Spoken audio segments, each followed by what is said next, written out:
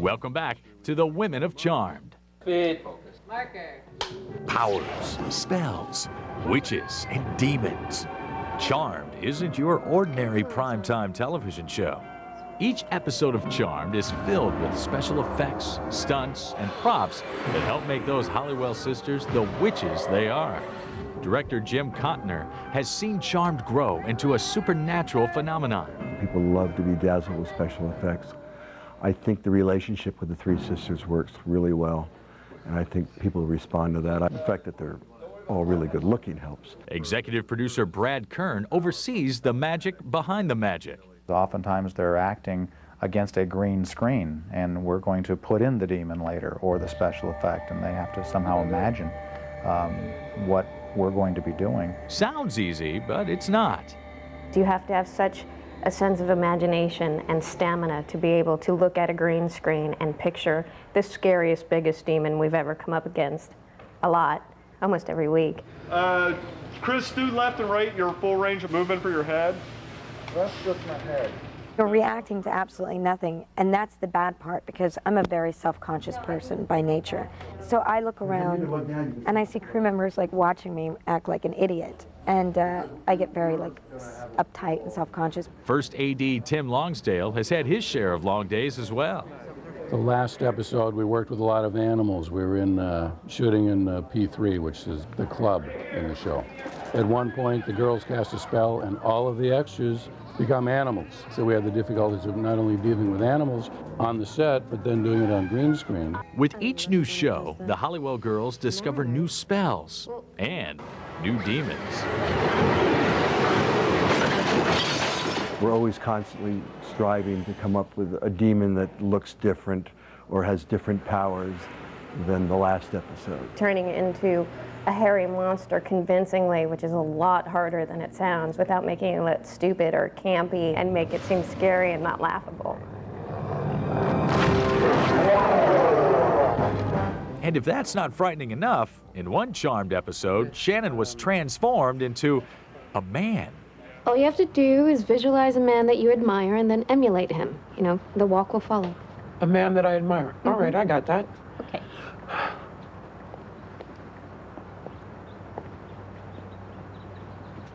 The man you admire is Richard Simmons? Show props are another important feature in making CharMeD a reality. These props don't just materialize with the twinkle of the nose. They're created by a top-notch prop department, including assistant prop master Christy McGeechee. My most loved and my most hated prop is right here, this Book of Shadows. The symbol here, which is the triqueta, meaning the three sisters, and they're the charmed ones. It's actually the spell book of all the witches and family members before them. These are actually demons. This is one of our new pages that we just had made. And what we did to produce this is we took photographs of some of our crew members and producers along with our cast. And they were able to distort some of the features, and we got some great renderings we were pretty happy about. This is Betty Reardon, our consulting producer.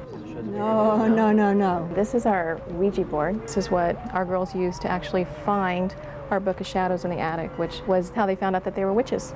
We'll do a little test right now. Visual effects supervisor Steve Labed works his wizardry bringing objects to life for each show, like this fireball. We'll go ahead and stage the shot and talk with the director and plan out exactly how we're gonna shoot it. And then once we have those pieces, then we go to stage later on, and we have special rigs that we've built to give us some very stylized looking fire, flames, and fireballs.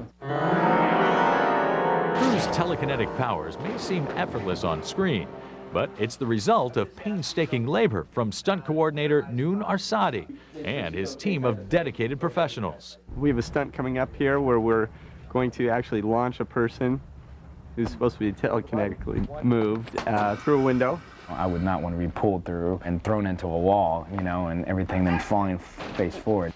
I think I got a better job. The girls actually are extremely game for, you'd be surprised. I'm like, I bite my nails daily. And yet, we do have some stunt girls that are extremely qualified and do some of the more hellacious stuff. The final step for most special effects is done at Encore Video, a post-production facility. Here, high-tech seamlessly merges special effects with filmed footage, making witchcraft a reality. Associate producer Peter Chomsky and special effects artist Christian Budman ensure that each scene possesses just the right amount of detail and intensity. Christian, with this plate of Prue, you know, we're going to be putting in the freeze power that we're giving her when she goes back to 1924. I've started building the composite, and I'll show you what I've got so far.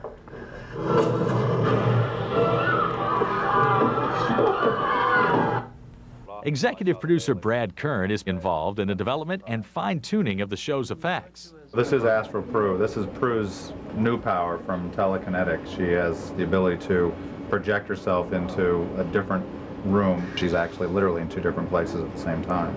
I hope that they get fun with it, like sort of what would have been great is in Antonio's and I love scene is if she on accident like astral projected in the middle of like making love and ended up somewhere else. We'll let you figure that one out. When we return... None of us are willing to cut our paychecks down for him.